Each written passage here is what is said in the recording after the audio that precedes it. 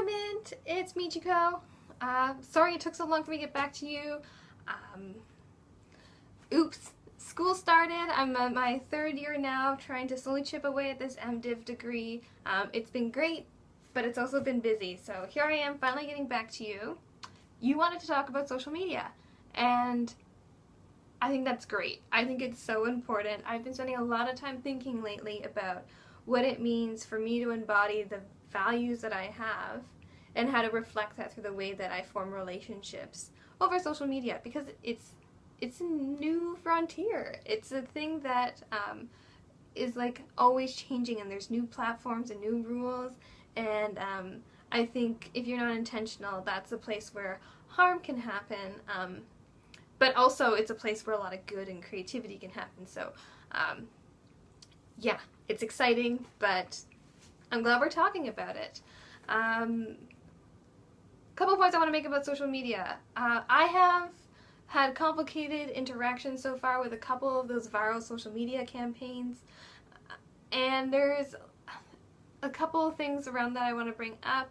One of them is that I think that what happens with a lot of viral media campaigns is sometimes they're based in a false universalizing premise. And what I mean by that is that it makes an assumption that all people experience the world the same, and then therefore will want to participate in an action the exact same way.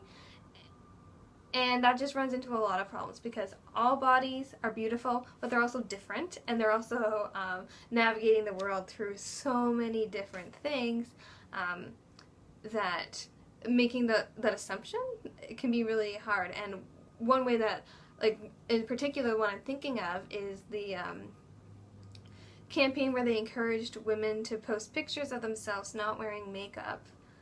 And I can't even remember what the actual cause behind it was now, because it really wasn't clearly articulated in a lot of those people that I saw participating in it.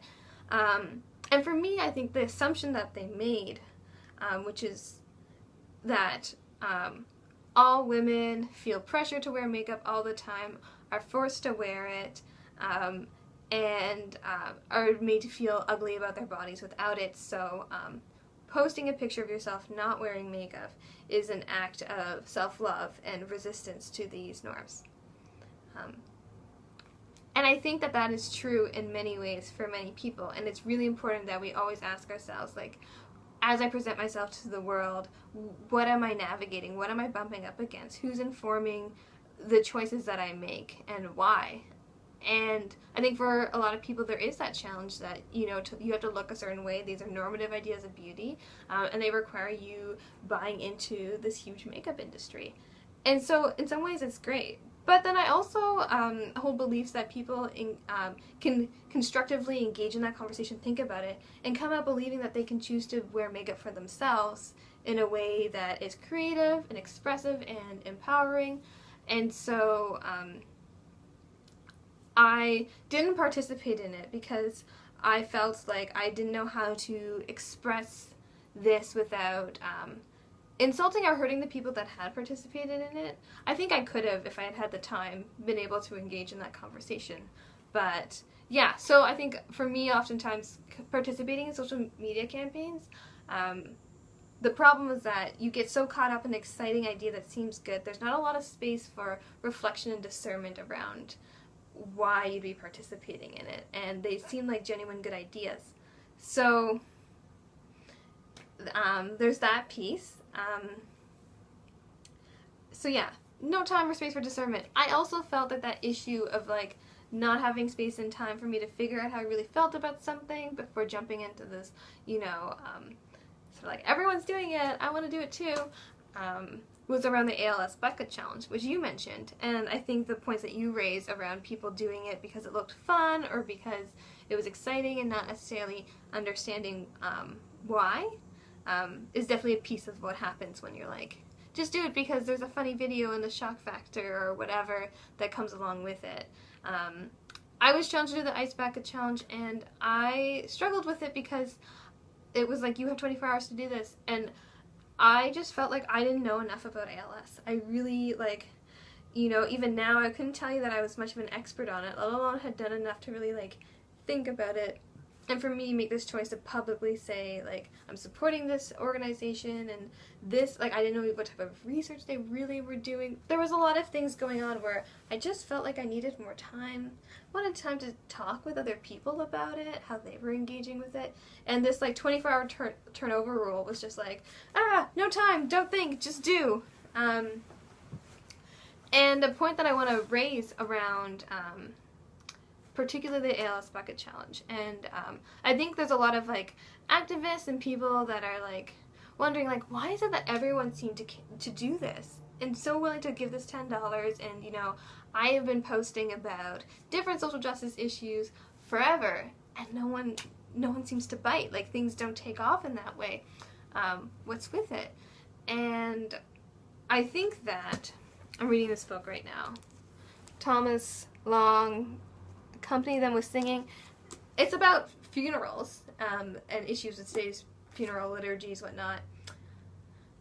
I'm not like 100% in love with everything that Long is saying, but he does make this important point around the difference between what he calls like capital D death and lowercase d death. One of which, lowercase d death, is like it's natural, it happens, it's really unfortunate. But we just acknowledge that, like, that is life, and there's cycles where these things happen, which I think we often associate deaths, you know, things like diseases, a lot of times just like freaks of nature accidents, you know, whatnot, that sort of stuff is considered that lowercase d death. And then, but the other piece is the capital D death, which is around violence and how death happens unnaturally sometimes, and often because of abuses of power and people participating in systems that privilege people and contribute to oppression. So I think the ALS Bucket Challenge, in my opinion, was so popular because it was about the lowercase d death. You know, it's not that controversial politically to say that you're against people suffering and that you want to invest in medical scientific research to address their struggles. You know, it's not asking questions around like, why don't certain people have access to healthcare and resources when they get this disease? It wasn't asking, you know, what communities are present and bearing witness to these people, especially like marginalized people, when they are sick and dying, or, you know, are struggling with diseases that change their ability to like be in the world.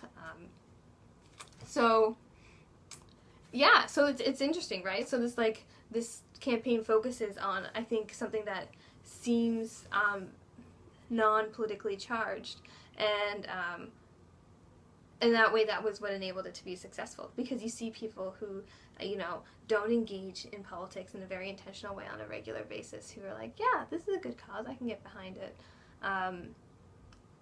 But otherwise, you know, they don't want to talk about those other things. And and what's interesting that came out of this, I want to mention about like social media and how do you do that. So this like lowercase d death thing is being talked about in a way, and I think for a lot of people who really understand power and oppression and violence, we're struggling with this, like, it really sucks that people care so much about this thing when I've been talking about all these injustices for so long, and they just don't seem to be getting the attention that they deserve. And a lot of it's because people have the power and privilege to be able to ignore them, right? So I thought it was interesting to see how people engaged with the ALS Bucket Challenge to bring it back to talking about the capital D death. And I feel like Black Girl Dangerous did a great job of that. They created a media challenge where it was like looking at problematic representations of people of color, especially Black people, in media, and talking about how white supremacy intersects with reporting and news telling. So that, I think, is an awesome example of how the lowercase d challenge became capital case D. Similarly, we also saw, in Palestine, the Rubble Bucket Challenge, which also was a way of saying, you know, let's bring attention to injustice that's happening here. That is definitely the capital D death type. And then interesting different layers of that. So, you know, you saw Matt Damon supporting his Water.org organization, who used toilet water to do the challenge he was challenged to do, and Leonardo DiCaprio challenging Stephen Harper after bringing awareness to the tar sands through his video. So there's different ways to engage in those issues, and I think for me, like that question around naming and being in solidarity with people who are experiencing that lowercase d death, which is horrible and bad, but also finding ways to create space in a way that's helpful and creative to talk about capital D death is really important in social media. Yeah, I'm gonna leave it there because, wow, it's like already been 10 minutes. Miss you lots, can't wait to talk and hear your thoughts on all of this. Yay!